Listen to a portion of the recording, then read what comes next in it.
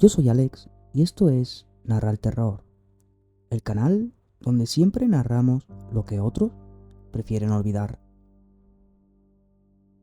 Hoy viajamos a Madrid para adentrarnos en uno de los casos más perturbadores y difíciles de creer de la crónica negra española. Una historia real que conmocionó al país por su brutalidad y por la mente que se escondía detrás de ella. Este es el caso del conocido como el caníbal de las ventas. Antes de empezar, advertimos que el siguiente contenido incluye referencias a hechos violentos y perturbadores. Se recomienda discreción. No se trata de un crimen, sino de un caso donde el canibalismo ocurre por sí solo. Y aquí, en España. Quédate, porque lo que vas a escuchar te dejará con la sangre helada. Sin más dilación, comencemos.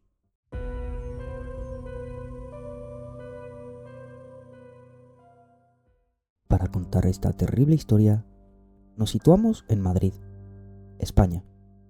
Primeros meses de 2019, en el céntrico barrio de La Guindalera, junto a la icónica plaza de toros de las Ventas, se iba a descubrir uno de los sucesos criminales más impactantes de los últimos años en España. Allí vivían Alberto, un joven de 26 años, y su madre, María Soledad Gómez, una mujer de 66 años, descrita por los vecinos como amable y reservada, que solía pasear con su perro por la zona. Pero antes conozcamos al hijo de esta, Alberto Sánchez Gómez, nacido en Madrid, Las Ventas, aproximadamente a finales de los 80, principios de los 90.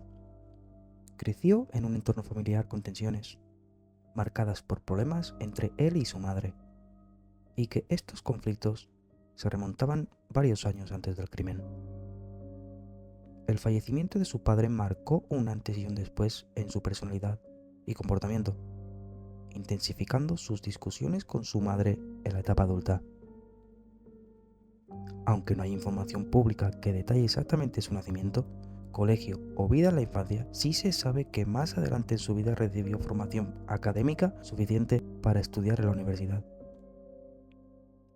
Y en contraste con la violencia que acabaría marcando su nombre en los medios, Alberto no siempre fue un estudiante problemático antes del crimen.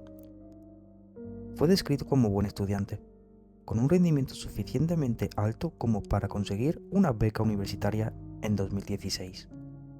Gracias a esa beca, se fue de Erasmus a Grecia, una experiencia académica e internacional que muchos jóvenes consideran una oportunidad para crecer personal y profesionalmente.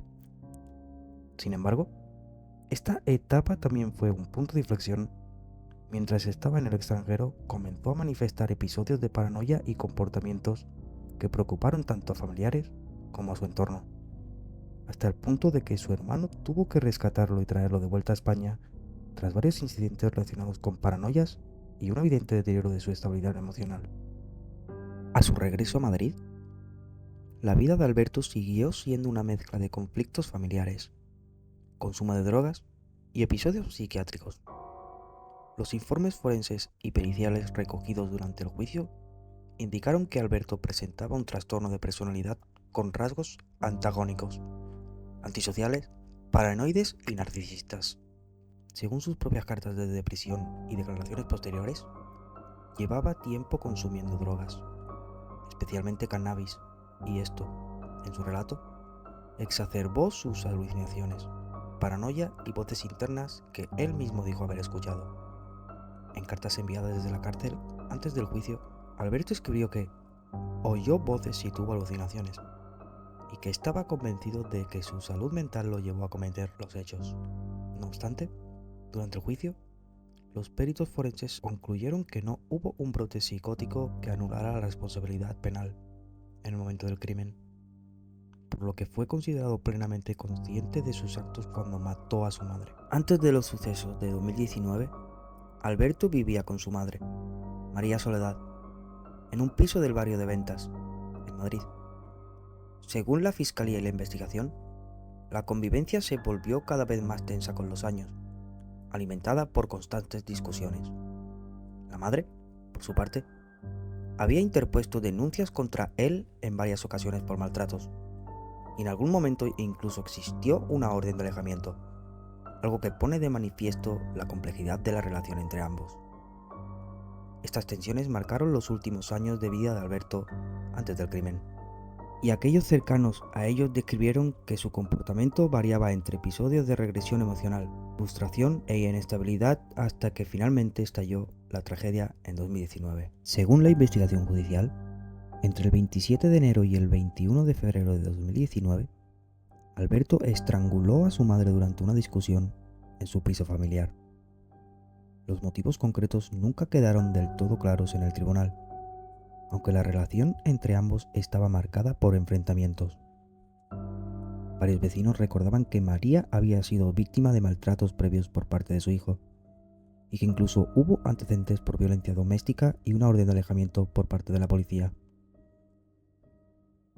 Un día de mediados de febrero de 2019, una amiga de la madre comenzó a preocuparse al no verla ni contestar las llamadas ni aparecer en sus compras habituales. Al alertar a la Policía Nacional, los agentes acudieron al domicilio en la calle de Francisco Navacerrada. Alberto abrió la puerta esposado, visiblemente nervioso, y dijo directamente a los agentes: "Mi madre ha muerto. Está ahí dentro". Lo que las autoridades encontraron al entrar al piso fue mucho más atroz de lo esperado. El cadáver de María estaba descabezado, con partes del cuerpo distribuidas por toda la vivienda, y restos humanos encontrándose incluso dentro de recipientes de plástico tipo tupper. Según lo relatado por los investigadores y lo declarado luego en el juicio, Alberto no solo había matado y descuartizado a su madre, sino que durante al menos 15 días se había alimentado de partes de su cuerpo, conservando restos en la casa y llegando incluso a dar partes al perro familiar. El caso fue llevado a la Audiencia Provincial de Madrid, donde en junio de 2021 un jurado popular y jueces determinaron que Alberto era culpable de homicidio con agravantes de parentesco y profanación de cadáver. La sentencia fue de 15 años y 5 meses de prisión, incluyendo indemnización económica a su hermano por el daño causado. Durante el juicio, la defensa argumentó que Alberto había sufrido un brote psicótico transitorio inducido por el consumo de cannabis, voces y alucinaciones que le impulsaron a matar a su madre. Sin embargo, tras estudiar los informes psiquiátricos, los magistrados concluyeron que no existió una alteración mental tan grave como para anular su responsabilidad penal, por lo que fue considerado capaz y consciente de sus actos en el momento del crimen. Años después de su condena, en marzo de 2025, se informó que Alberto solicitó voluntariamente ser trasladado al psiquiátrico penitenciario de Fontcalent, en Alicante, alegando una grave enfermedad mental y la peligrosidad que supondría su liberación anticipada. En una carta manuscrita desde prisión, Alberto reiteró que sufría alucinaciones, psicosis y paranoia, y afirmó que actuó bajo la influencia de voces internas. Argumentó también que no se sintió adecuadamente valorado por los servicios de salud mental tras su detención inicial. El caso del caníbal de Ventas conmocionó no solo a Madrid, sino a toda España por la extrema violencia y la naturaleza macabra del crimen. Un hijo que asesinó, descuartizó y consumió partes del cuerpo de su propia madre en el lugar donde vivían juntos. Más allá de los detalles morbosos, este caso abrió debates en los medios y en el sistema judicial sobre salud mental, consumo de drogas, familia y prevención de la violencia doméstica en el entorno urbano contemporáneo. A día de hoy, en 2026, Alberto Sánchez Gómez no se encuentra en una cárcel convencional cumpliendo su condena completa en un módulo ordinario.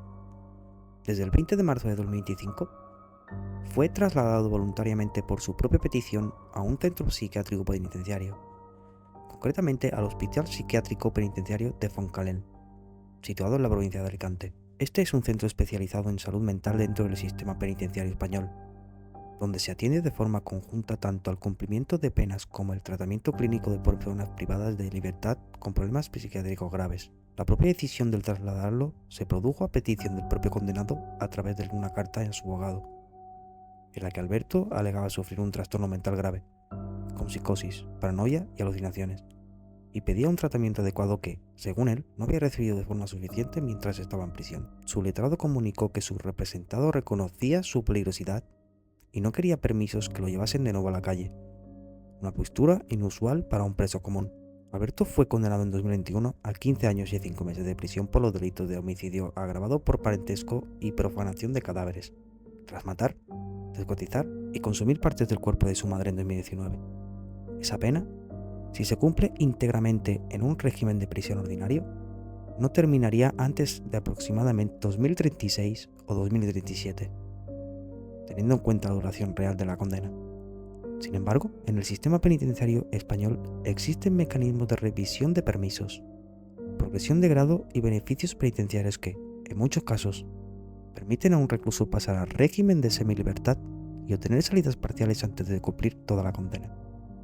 Pero en el caso de Alberto, su traslado a un centro psiquiátrico y el reconocimiento de un deterioro mental grave complica esa progresión habitual, dado que él mismo ha expresado que no desea permisos de salida y que se encuentra en un centro especializado por motivos de salud mental. No hay fecha concreta fijada para una posible salida anticipada. Su situación se revisará en función de evaluaciones médicas y decisiones judiciales, no simplemente por el tiempo de condena cumplido.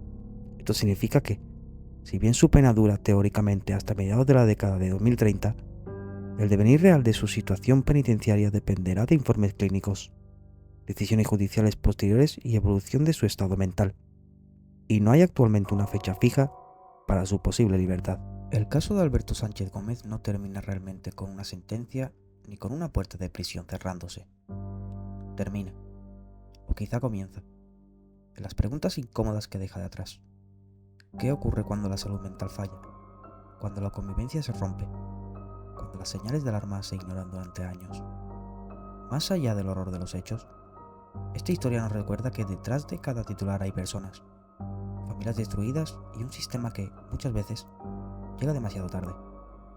Contar estos casos no es glorificar el crimen, sino entenderlo, analizarlo y aprender de él, para que no vuelva a repetirse. Si este vídeo te ha hecho reflexionar, te invito a dejar tu opinión en los comentarios. El debate respetuoso también forma parte del True Crime. Suscríbete al canal para seguir explorando historias reales contadas con rigor, contexto y sin móvil innecesario. Gracias por escuchar hasta el final, y nos vemos en el próximo caso. Esto es Narra el Terror, y como siempre digo, aquí narramos lo que otros prefieren olvidar. Hasta la próxima.